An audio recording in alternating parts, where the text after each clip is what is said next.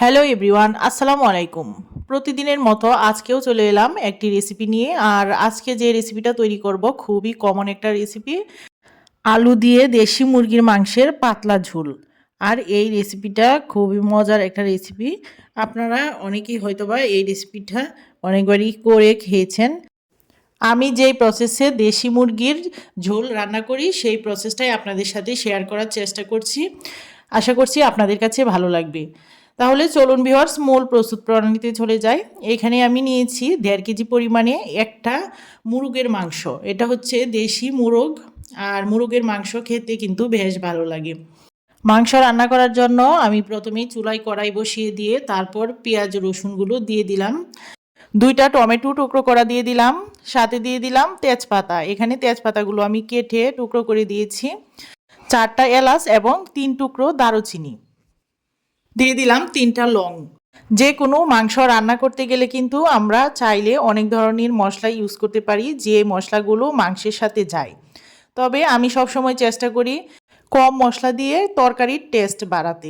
কম মশলা দিয়েও কিন্তু তরকারি অনেক মজার হয়, যদি আপনার রান্নার প্রসেসটা ভালোভাবে জানা থাকে।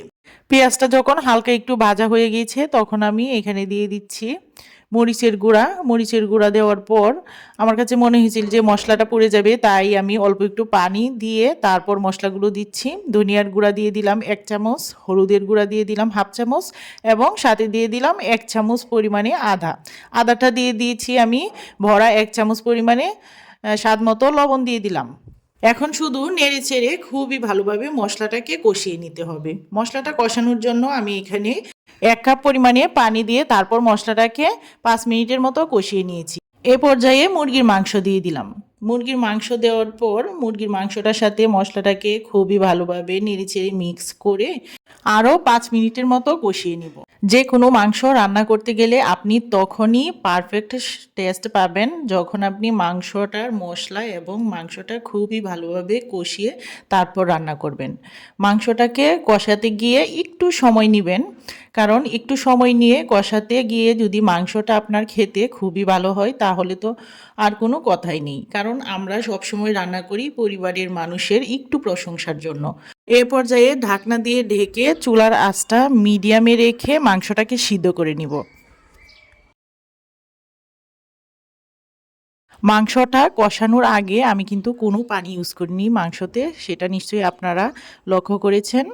মাংস থেকে উঠে আসা যে পানিটা ছিল সেই পানিটা দিয়েই আমি মাংসটাকে অর্ধেক সিদ্ধ করে নিব। বন্ধুরা, এখন আপনাদেরকে একটা টিপস বলে দিচ্ছি। আমরা অনেক সময় দেখা যায় কি করি, মাংস কষানো হওয়ার আগেই পানি দিয়ে ফেলি মাংসতে, কিংবা মাছ রান্না করলে মাছ কষানো হওয়ার আগেই মাছের পানি দিয়ে ফেলি। এতে কি হয়, মাছ বলেন মাংস বলেন যে কোনো তরকারির কালারটাই নষ্ট হয়ে যায়।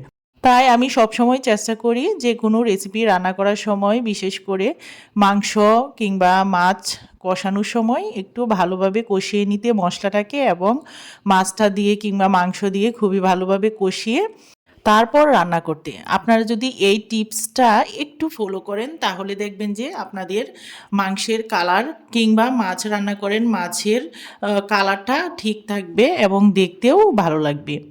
ভিডিওর এই পর্যায়ে এসে যারা এখনও লাইক দেননি তারা অবশ্যই একটা লাইক দিয়ে ভিডিওটা কন্টিনিউ করবেন এবং একটা সুন্দর গঠনমূলক কমেন্ট করে আমাকে পরবর্তী ভিডিও আপলোড করার জন্য উৎসাহিত করবেন।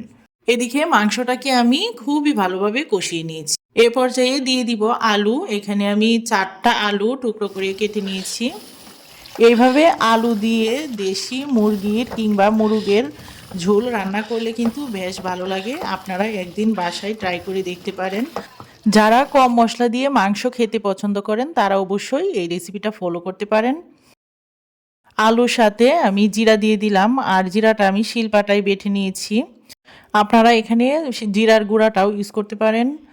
তারপর ভালোভাবে নেড়ে ছেড়ে আরও 5 মিনিট কষিয়ে তারপর আমি দিয়ে দিলাম এখানে পানি।